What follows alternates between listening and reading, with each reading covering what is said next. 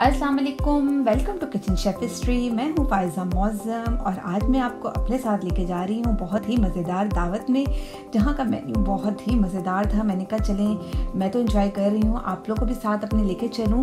बहुत ही ज़बरदस्त इस दावत का लेके जाने का मकसद खाली मेरा यही था कि आप लोग को कुछ आइडियाज़ मिल जाए कि हम किस तरह दावत की प्रिपरेशन कर सकते हैं। ये जो दावत थी ये मेरी जेठानी के घर में थी, जिनका नाम रिजवाना बाजी है। वो भी बेहतरीन कुक हैं, बहुत अच्छा खाना बनाती हैं। तो उनके घर की ये दावत थी ईद के सेकंड डे की। तो चले आए सैर करते हैं, मैं आपको सारी डिटेल बताती हूँ कि दावत में क्या क्या खाने की चीज़ें थी, कौन सा मीठा था, किसकी बर्थडे थी। चले आए, हम इस व्लॉग को स्टार्ट करते हैं।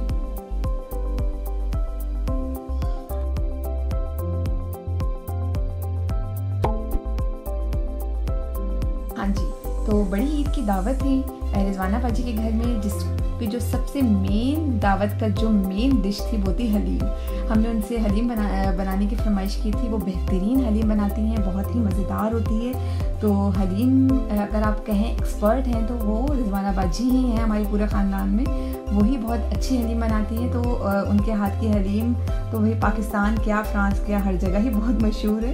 तो मेन इंग्रेडिएंट जो मेन रेसिपी थी वो हलीम थी। दूसरी जो डिश थी वो हमने बनाई थी चिकन का सालन बनाया था। एक गोश्त की हलीम हो गई थी और साथ एक चिकन का सालन बच्चों के हिसाब से बना लिया था। बहुत ज़्यादा स्पाइसी नहीं था, नॉर्मल मिर्चें रखी हुई थी क्योंकि हलीम बहुत स्पाइसी थी, बच्चे नहीं खाते थे। अच्छा, उसके बाद था चिकन स्टीम रोस्ट। ये भी बहुत ही मज़ेदार बना हुआ था। ये बिल्कुल भी स्पाइसी नहीं था। इसमें खटास और नमक और बैलेंस चीज़ें थी, मतलब कि स्पाइसी बिल्कुल नहीं था, बहुत तेज़ स्पाइसी नहीं था। बच्चे भी इसको आराम से खा सकते थे, लेकिन खटास में था तो बहुत ही मज़े का लग रहा था और लाइट वेट था, बहुत ही मज़ेदार। देखिए कितना खूबसूरत इसकी शक्ल आई थी और बहुत ही मज़े का था। साथ में हमने एक और डिश बच्चों के लिए बनवाई हुई थी, वो थी पिज़्ज़ा। क्योंकि हम लोग हमेशा ऐसे ही करते हैं कि कुछ अगर स्पाइसी रखते हैं तो बच्चों का भी साथ हम ध्यान में रखते हैं कि ताकि बच्चे भी ईजी होके पार्टी या दावत को एंजॉय कर सकें। तो और हमने बनाया हुआ था साथ सैलेड बनाया हुआ था। हलीम के साथ मुझे पता है सैलेड नहीं जाता है, लेकिन कढ़ाई वगैरह हो तो उसके साथ सैलेड अच्छा लगता है। ये हमारी मैं आपको ओवरव्यू दिखा रही हूँ अपनी टेबल का।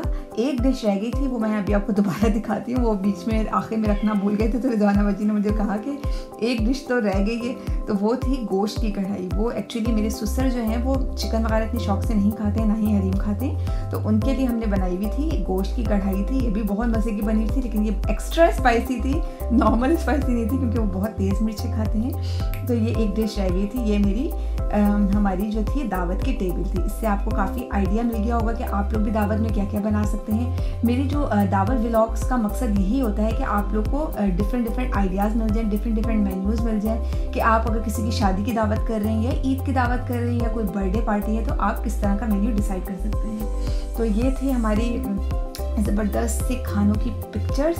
ये ज़रा आप इंजॉय करें और मुझे बताएं कि आपको इनमें से कौन सी रेसिपी चाहिए। ज़्यादातर तो रेसिपी मैं शेयर कर चुकी हूँ, लेकिन अगर आपको फिर भी कोई चाहिए तो मुझे कमेंट बॉक्स में करके ज़रूर बताइएगा। अच्छा, जो स्वीट डिश में थी वो थी रसमलाई।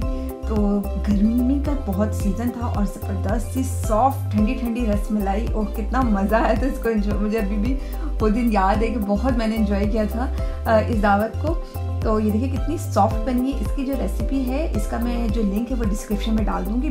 परफेक्ट बनती है, अगर आप आंखें बंद करके भी बनाएंगे तो बहुत अच्छी रसमलाई बनेगी। रिजवाना बाजी की बेटी की बर्थडे थी, उसका नाम जोया है, तो वो भी हम लोगों ने सेलिब्रेट की थी। तो हमने बाहर गार्डन में सब बच्चों को जमा कर लिया था, जो भी हमारे सारे पूरी फैमिली में बच्चे थे। और ये केक भी रिजवाना बाजी ने घर में खुद बनाया था जोया की सालगिरह का। माशाल्लाह 10 साल की हो गई है। तो ये जो है फुप्पो जो है जोया की, वो कैंडल्स लगा रही थी और सब बच्चे बस केक कटने का इंतज़ार कर रहे थे कि केक कटे और हम लोग खाएं। ये जो केक था ये स्ट्रॉबेरी केक बनाया था, क्योंकि जोया की फरमाइश थी कि मामा मेरा जो केक है वो बर्थडे का स्ट्रॉबेरी का होना चाहिए। तो रिजवाना बाजी ने स्ट्रॉबेरी केक बनाया था, बहुत ही मज़ेदार बना था। 4 लेयर्स के साथ ये केक था, तो बहुत ही ज़बरदस्त ये केक बना था, बहुत ही डिलीशियस, बहुत ही मज़ेदार था। तो ये था भाई हमारा बर्थडे केक जोया की सालगिरह का। तो उम्मीद करती हूँ कि आपको मेरा व्लॉग पसंद आया होगा। अगर आपने अभी तक मेरे चैनल को सब्सक्राइब नहीं किया है तो मेरे चैनल को सब्सक्राइब कीजिए और साथ में बेल आइकॉन को दबाना मत भूलिए, ताकि हर आने वाली नई वीडियो का नोटिफिकेशन आपको मिल सके। मिलेंगे इंशाल्लाह फिर नेक्स्ट व्लॉग में या कोई नेक्स्ट रेसिपी के साथ। टिल देन अल्लाह हाफिज़।